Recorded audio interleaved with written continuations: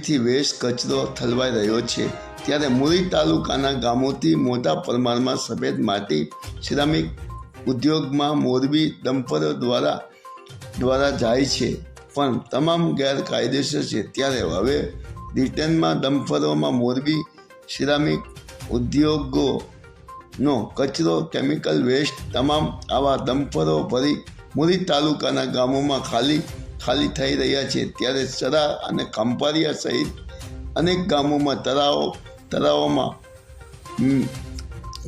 જમીનમાં પણ જોવા મળે છે।